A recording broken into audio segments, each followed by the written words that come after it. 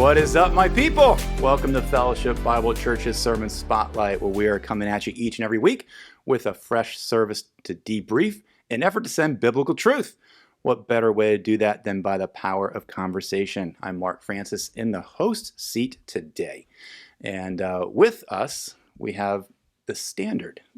Every week now, you've been coming around. Alicia Battaglia. How are you?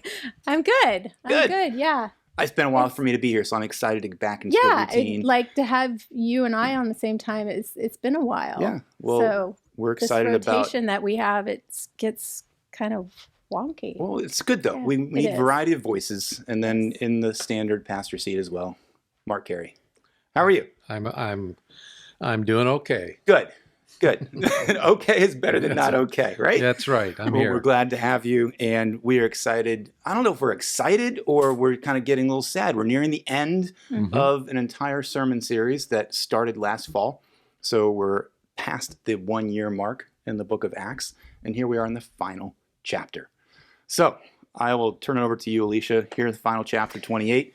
Just give us a quick rundown of what you gleaned from this sermon. Yes. So we hit the first part of 28 this week, and then next week we'll finish it off. But encouraging encounters, we saw the welcome committee in Malta. And then also when Paul is journeying to Rome, he also had encouraging encounters. And I have a lot that I want to talk about with the Malta scenario, but bite-sized pieces. Here we go. But I'm going to hold that because I want to just highlight first the biggest thing that stood out to me in this whole passage was in verse 14 and 28. Well, actually, we'll back up a little bit to 13. And this is after they left the island and they're on their way to Rome. And after one day, a south wind sprang up. And on the second day, we came to Puteoli. And there we found brothers and were invited to stay with them for 7 days. And so we came to Rome. And the brothers there, when they heard about us, came as far as the Forum of Appius and 3 taverns to meet us. And on seeing them, Paul thanked God and took courage. And in keeping with the theme of the triumph of the gospel, which started from the very beginning of Acts, we see that the purpose for Acts is to spread the good news. And so that jumped out to me because it shows that this message, Christianity, has been spreading, and it's made its way to these towns, these cities, all the way here to the ends of the earth. And God is not only using Paul, yes, he's instrumental, but he's not the primary influence in what's happening here.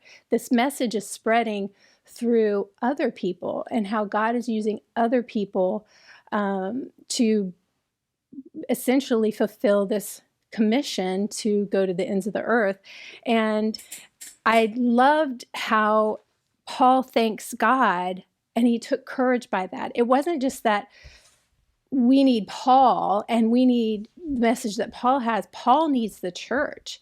And so along the way, God is sending people to encourage him. And I'm assuming he probably didn't even know most of these people. They're just fellow brothers and sisters who know that he's a brother in Christ and has come along to greet him and encourage him and what the Lord has for him. And so it's a neat picture here coming to the end of the whole book to see God once again, he is triumphing. The gospel is triumphing and he's using, yes, Paul, but so many other people to make that happen. I think of Claire at the very beginning, Acts 2, the day of Pentecost. There was all these thousands and tens of thousands of Jews in Jerusalem for the feast of Pentecost. And that's when God sovereignly chose for the outpouring of the Holy Spirit, for the church to begin, for that message to be shared by Peter in the sermon. And we know that many of those people stayed in Jerusalem, and that's why they had to have the deacons and the help with the serving of the food. But the guess would be a lot of those people went back home, and and that was over the Roman Empire. Mm. So God sovereignly started that whole thing going with that sermon by Peter. And then he had an immediate army of people, not that they were deep theologians and well, but they knew who Jesus was, the good news. Jesus died. This man who you crucified, he's raised from the dead. We're testimony witnesses of this day. And man, they took that message and made it to Rome, and who knows where else. Such a fitting title for the sermon series too, Triumph of the Gospel, Yeah. because it really is God on display, and seeing it spread like that to proclaim to the world. You're right. I mean, Paul this whole time is saying, I'm going to get to Rome. Yeah. And here he is, and there's fellow believers there that are going And to meet God's him. faithful to do what he said he was going to do. And then too, we talked about Julius last week, but Julius is still with Paul, and he's observing these interactions with these fellow Christians. And so I still am so, I'm just so anticipating seeing Julius in heaven one day, because I just like the impact of being with Paul, but then seeing these interactions of what's happening with the church and the believers and their love and care for one another. And Julius already had kindness and favor towards Paul. So I would love just, to see how God was using that to soften his heart. And because he's right there with Paul the whole time, so it's just one of the unknowns that we don't have. Yeah, all these different soldiers that he was chained to once he got to Rome. Right. And all the creative ways that God had to continue the triumph of the gospel, which is, as we'll see next week, Acts doesn't end. Yeah. It just, So question, as we're looking at this passage, you break it up and you end where you ended. And looking at, you could go a few different directions with this passage. You can talk about the storyline, you can talk about the healings that occurred, but really the focus of where you ended up was just the hospitality of believers and encouraging one another in that way. What kind of stood out to you as the key verse or the key passage that was just eye-opening as you were studying through this? Well, I think not to be overly technical, I think there's somewhat of a chiastic structure here, or the passage seems to be bookended by the kindness that was showed in verse 2 and the encouragement that Paul takes courage in verse 15. So it just seemed like it was we start with the kindness, and I kind of extrapolate from that what encouragement that must have been as they said, dragged their dead carcasses up on the shore, not knowing even where they were. Yeah. And then all of a sudden they're blessed, so they're encouraged. And then we end with encouragement. That seemed like it was a kind of a textual indicator that was kind of the main theme here, that after all that Paul had gone through for the last 2+ years, and the threats and the imprisonment and all of that, God just blesses him. And even after, yeah. So what do you, we talked about this last night in our small group, about in verse 2, the native people showed unusual kindness. Why do you think that Luke was using that word unusual kindness versus, like that's an ordinary, not rather than just a usual or ordinary kindness? What do you think the difference was with this unusual kindness or extraordinary kindness that the natives were showing to them? And use the word common grace also. Maybe unpack that too. Regular kindness would have been they just brought wood. Unusual kindness is they lit the wood. That's Okay. good theology there. Yeah. I think I mean, that's a great question. I think, put yourself in he's writing this. Put yourself in Luke's shoes. And he's been with Paul, in the imprisonment, and, he's his personal physician, and he was there in Jerusalem, and Paul has not been given a fair shake. I mean, Felix forgets him, basically. Well, for 2 years he's in there, wanted some money from him, and Festus is maybe a decent enough guy, but he wanted to tip his hat to the Jewish leaders, and so Paul has just not been given a fair shake. And all that has gone through, the death threats, and then this crazy journey, and they didn't listen to him when they should have, and now they're for 2 weeks, they're throwing up their lunch every day or every hour because of the waves and the storm and all that stuff, and then the shipwrecks and all this stuff.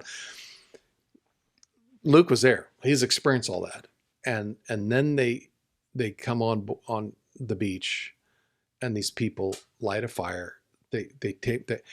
I think that's why Imagine the Luke scene used that too, word. because there's 276 men. I'm assuming they're probably all men on the ship, and some of them are soldiers, some of them are prisoners, and you can't, like, as a native, seeing all these people come onto the island, you could be really confused. Like, should they be intimidated? Should Probably they chains too. I mean, we're talking prisoners. Probably. And so I don't they're think coming out of the water. I mean, if they were Looking pretty rough. with chains, they might have. They were going to sink. But Paul had said, not one. Right. No one's going to be Right. hurt. Yeah. And The a lot old of salty times seamen and with these islanders, they're not very welcoming to strangers. strangers. And so I think that probably also makes their hospitality even that more remarkable. I think that. Yeah. I In that think way. Luke was just absolutely blown away. They did not expect this. Yeah. Yeah. And it was truly extraordinary kindness. So I think it's a well-chosen word. That's what it was for Luke. Mhm. This was more than we could have ever bargained for. And again, It was like, probably not believers, probably not not Christians, No. probably not heard the message of the gospel. No. And here God is going to bless them with Yeah. the shipwreck of the gospel That's coming right. into their lives, where people are being healed. Yeah. They're seeing miracles. They recognize that, okay, Paul is somebody who has a message. It's not written here, but you've got to think implied in these 3 months. Yeah. What was going on that island to Yeah. where the gospel is spreading to Yeah. where God allowed Paul to be there and rest for a bit before he goes to Rome. Yeah. And discipleship was probably occurring on that island. Which would, by the way, be a very interesting thing for someone listening, maybe, or whatever, to look to check back historically. I'm just curious. What was the Christian testimony on Malta? What's the history That's of it? one of my questions that I had, because there's no record of Paul, like when they called him a god. And back in Acts 14, when he and Barnabas were in Lystra, he corrected their wrong thinking and set them in their place. And Luke doesn't record any of that. He does not record any of his teaching of, proclaiming the gospel to the people. We're assuming, because we know that that's Paul's character and God's sovereign over putting him there on the island. So we're, as Christians, we can see God in the details behind the scenes, but Luke doesn't record any of that. And so I wonder why he didn't bring any of that to light in this passage, just basically telling the story. Yeah.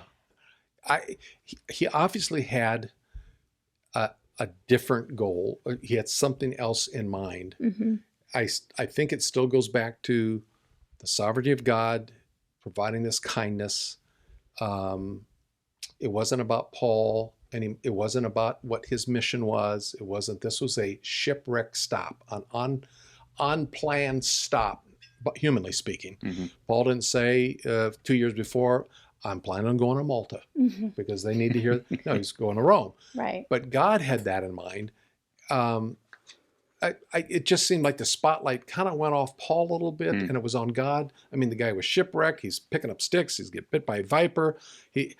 But God was intervening in all this. And I mean, it would have been fun to.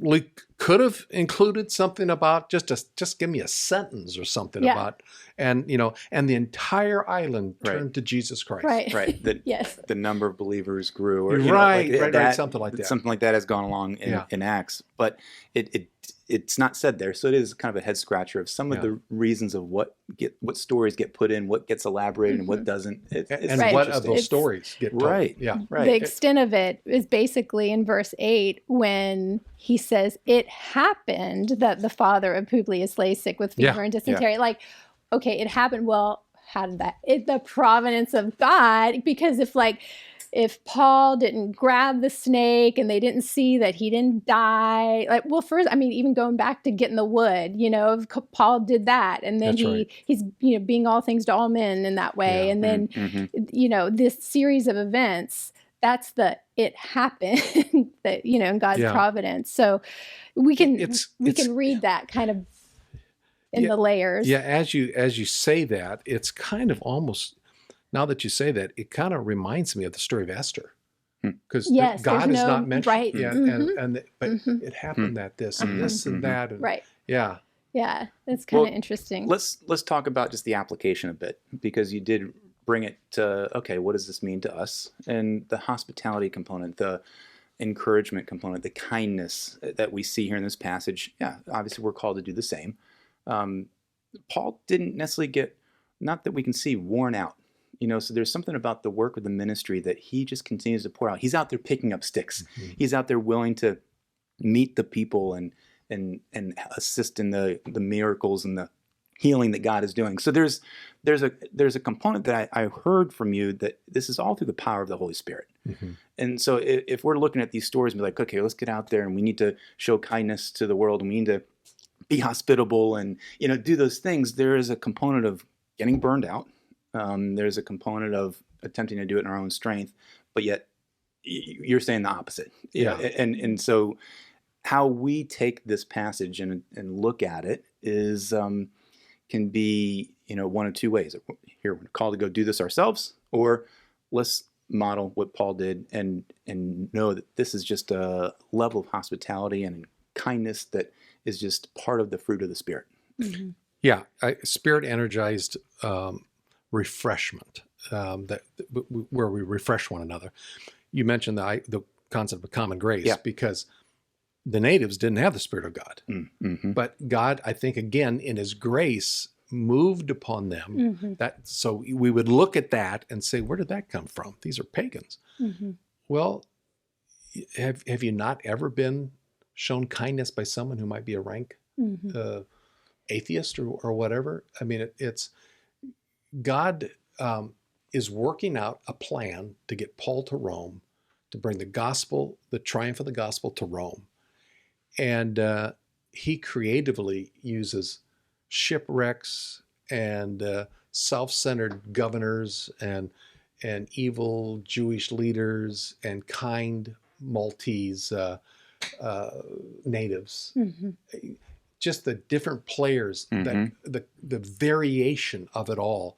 Behind it is God's, again, the triumph of the gospel. It's just Yeah. God bringing about his, and any one of these places in the last 3 chapters or so, or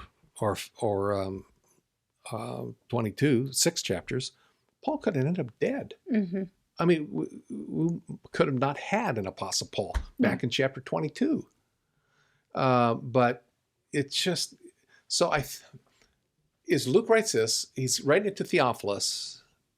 I'm just wondering, it'd be fun to have that conversation with a Theophilus who received this for the first time. And so what did you learn, Theophilus? What stuck out to you? Right. What do you walk away from this historical accounting, chronicling that Paul does in the book of Acts? I have to believe he would say a big dose of the sovereignty of God, of fulfilling his purposes through the variegated multiple ways that he did it, through the pains, the sorrows, the hatred, the kindness. But twice he'll mention at the end of that passage that we looked at, twice he mentioned, verse 14, and thus we came to Rome, and verse 16, and when we entered Rome, it's just like it's emphasized. Yeah. We made it to Rome. Yeah. And the only way he did that was because of God's sovereign God grace. God saw Yeah. him through. Yeah. I looked in a little bit to hospitality, and I was looking at different scriptures and just what how the Bible speaks about hospitality, and it's one of those things that is very other focused. And Hebrews, there were two spots in Hebrews that jumped out to me. In 11:31, by faith, Rahab the prostitute did not perish with those who were disobedient because she had given a friendly welcome to the spies. And then in Hebrews 13:2, do not neglect to show hospitality to strangers, for thereby some have entertained angels unaware. So there's this, in those couple of passages there, hospitality is welcoming those who are different, and they maybe don't believe the same that you do. They're maybe of a different culture. They, but they're just different from you. And so there, you had mentioned in the message about the spirit energized hospitality, but sometimes that's hard. Like it requires hard work. And that there's so much truth to that, because there can be easy hospitality, which, it still requires work. But then there's also hard hospitality when you have to show that extraordinary kindness, that extra amount of generosity. A little bit of sacrifice. Yes, to someone else, because they might rub you the wrong way.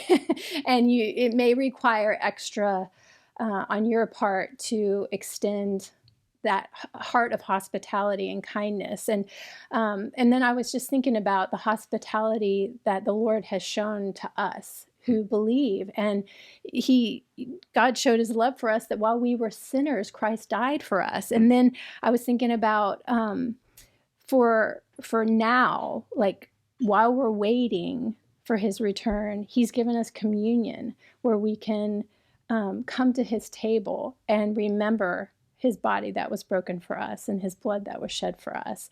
And then in Revelation, we have something to look forward to, the marriage feast of the Lamb, where we get to be with him and feast with him, and in that beautiful picture of being united as the bride of Christ. And so I felt so loved by God and welcomed by God when I was just thinking about the hospitality that he has shown me. And so when it's hard to show hospitality to somebody, I think it would behoove us to meditate on the hospitality that Christ has shown us. That's right. And that's what I was gaining out of the sermon as well. At the end of just the conclusion, be like, yeah, when it's through the power of the Holy Spirit, the tough times of doing ministry or being hospitable to people can come easy, because what's compelling me to do this? Well, 2 Corinthians 5 is it's the love of Christ that compels me. And that was a word that you used that really stuck out, that word compel, of just, well, how am I going to continue to do this? How is Paul going to continue to do this when he's shipwrecked and on his way to Rome, where he knows, okay, probably death's door is on its way. And so, but it's because he cares so much for any person that he comes in contact with, for them to hear the good news of Christ. And that is the love of Christ that's compelling him to do those things. That's that. I quoted Matthew 11, where Jesus said, "All you are heavy laden and burdened, just come on to me, all you who are just at your your life's end, rope's end. You're shipwrecked. You're dragging your carcass up onto a beach, have nothing but the shirt on your back. Come on to me, and I will give you rest." Very same word that was used there in the Corinthians passage of refreshment. They have refreshed my spirit. So I do think we're never more like Christ than when we allow the Spirit of God, the presence of Christ, to flow through us. It also says something about going ahead and being willing to be on the receiving end of it. Because some people, I can do this myself. No, Paul received it from the natives. He received it from the believers as he's coming to Rome. And he was encouraged. And he took courage. He thanked God. And there's took a courage. unity aspect to that, of that interchange of giving and receiving. It's unifying, because it's not a one-way, one-sided where you do all the giving. And and even in that picture of hospitality, it's there. in the giving and the receiving part of it, there's joy on both ends. Mhm. And that is such a gift that the Lord has given us for here. Yeah, yeah. Paul, and when Paul reciprocated, people start coming and he heals people, and Luke probably got out his medicine bag if he still had it with him, and they're ministering to people. They did that free gratis. They didn't expect payment. Yeah. They paid him at the end. When it said, they gave him gifts, and but they did that with free. And housing. I mean, they and were housing, there for 3 yeah, months, and the they hospitality didn't and the just food stay and on the beach. Yeah, the shelter and Yeah, Yeah. it was it. So they received that. They took it, and I'm sure they said thank you for it. And I know you don't need to do that, but they wanted to do it, and these people graciously did that. I just think this was such a encouraging little respite into the life of the really for many chapters, the tragedy of the world accosting God's people. And then there's this little oasis. It's like a 3-month sabbatical. It is. Like, yes, a little vacation. Be refreshed and renewed. Right. But we don't hear like the specifics of that, but No. we know that that's what God is Yeah. doing. And when you think of like the handout that we've talked about the last couple of weeks, God's faithfulness through my story, and potentially charting it and seeing the graphs, you could easily show this is a down moment in Paul's life, but no, this is where God showed up and was allowing a shipwreck and a snake bite to be used for his glory. And so if you're charting it from human appearances, looks pretty rough. Yeah. But yet God is going to be Yeah. glorified in doing his work through that, which shows that it's God's faithfulness. That's right. That's happening, of course, And throughout maybe- the course of time. And maybe sometimes we just need to say, Lord, open my eyes to that. Mm. Because right now I don't see it. Obviously for Paul, it was right in his face. As they're coming out, and out of the thickets on the beach, and they're helping, and they're giving him gifts and all that stuff. We can be so encumbered and so lost in our circumstances and pain. Can you imagine if those people, Paul, Luke, any of them, got on the beach and just moaned and groaned and laid there for days, and look back at the broken ship, and right over there's a fire going. But the rain, this rain is terrible. I'm cold, I'm wet. Yeah. What, God, why are you doing this to me? And right over there's a fire, and it was built by people that don't even know Jesus, but God sent them. So open your eyes and see the blessings of God, because they're more numerous than we can count. There is one really, really practical picture of hospitality that hit home for me, and you were there. So yesterday was Mark Seal's funeral.